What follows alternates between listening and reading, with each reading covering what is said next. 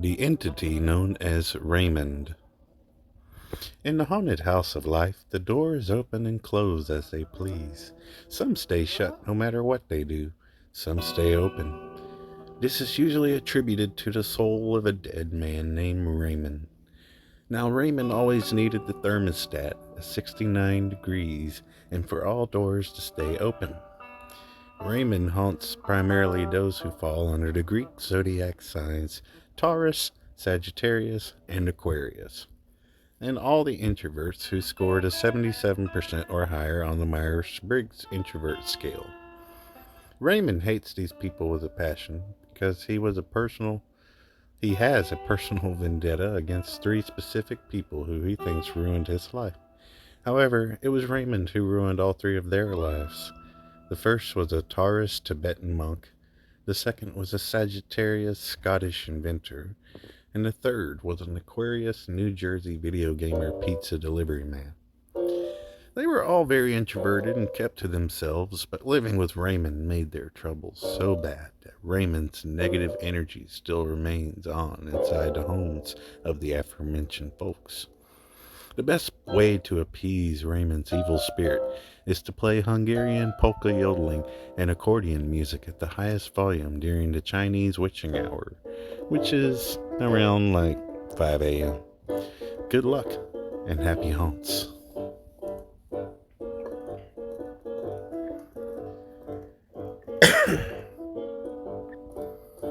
Part 10.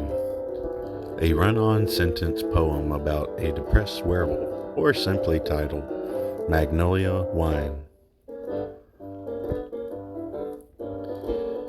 There was once a depressed werewolf. He was depressed because the skies were overcast, and when he howled, he had to guess where the moon was, but in order to overcome his post-traumatic stress, the werewolf played his fiddle in the recliner, and with his fiddle under his neck caressed, the werewolf was able to play through his depression and know he was blessed to have the fiddle in his paws and placed against his giant hairy chest.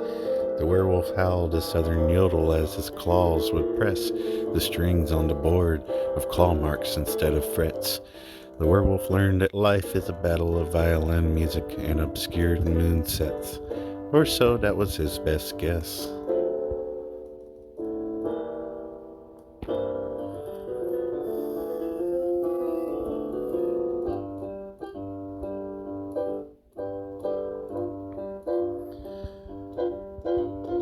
Part 11.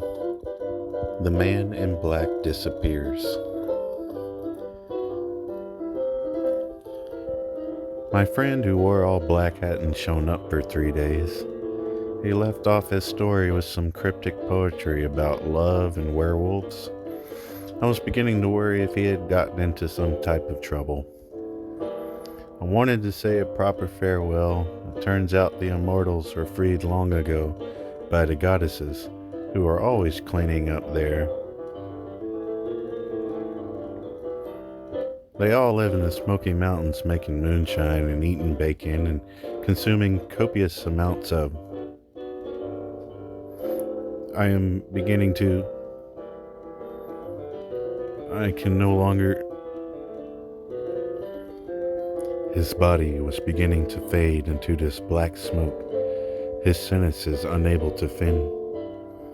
I too began to my butt, my hands, my feet, the hostel, the ground, the echoes of reality, and time, bouncing, back, and forth.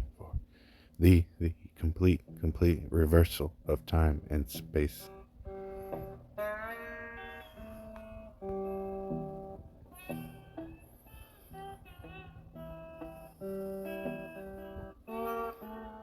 Part 12. The reincarnation of our ungifted narrator of late. He witnessed an end to a cycle of all things, for nothing ends or begins. It was all an effect of the cosmic circle. the cosmic poetry etched into chalkboards of cosmic MITs. The narrator vanished. All that was left was a note in a bottle of Jack, floating through the universe at the re-beginning, the point in which everything reforms right before the next Big Bang.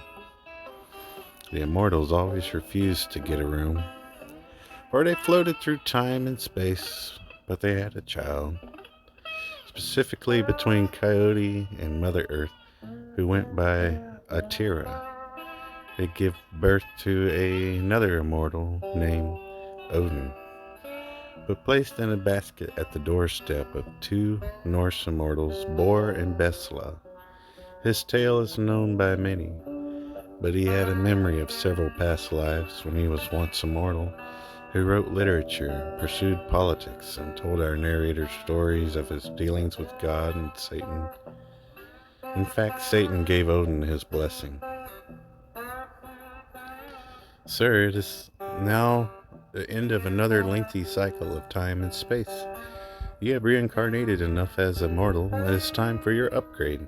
My upgrade? The man in black was curious. Satan clacked at his computer, pulling up files, and said, "Ah, yes, here we go. You just have to pass this simple test." A test? What kind of... Ow! God damn it all to hell. Satan had just stabbed the man in black in the eye with a pin.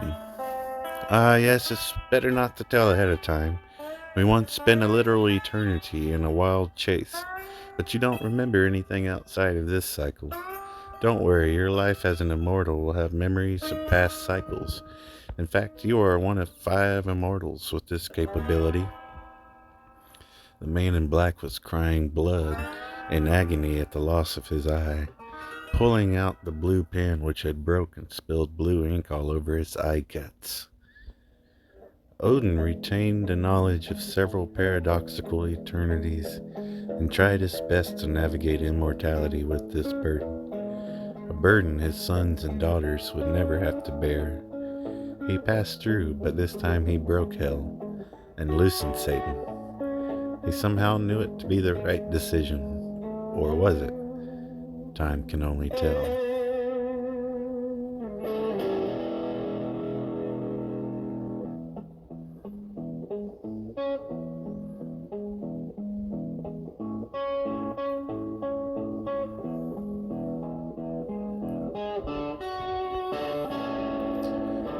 On his day off, the Grim Reaper writes on his blog. He supposes he's doing a good job, but is tired of being unwelcome to the party of all other immortals. The coffee he drinks is that gourmet shit, and his dog is always at his side. He's typing into his cosmic typewriter, manifesting stories with great metaphors, when he gets a call from a friend. Hey there, Osiris hollers out. Ho ho! It was a 3-caller event with Hades, Osiris, and of course, the Grim Reaper. "You guys never call me," he said to them. "What's the special occasion?" "He doesn't know," Hades shouted. "Now how can that be?" Osiris chuckled. "What, guys? I'm stumped." "Why, it's your birthday, fool!" Osiris laughed loud. The 2 immortals sang to him, then continued to converse to each other, making plans without the Grim Reaper right in front of him. So he hung up and continued his story writing, and his protagonist found himself reincarnated as Odin, right where we had just left off.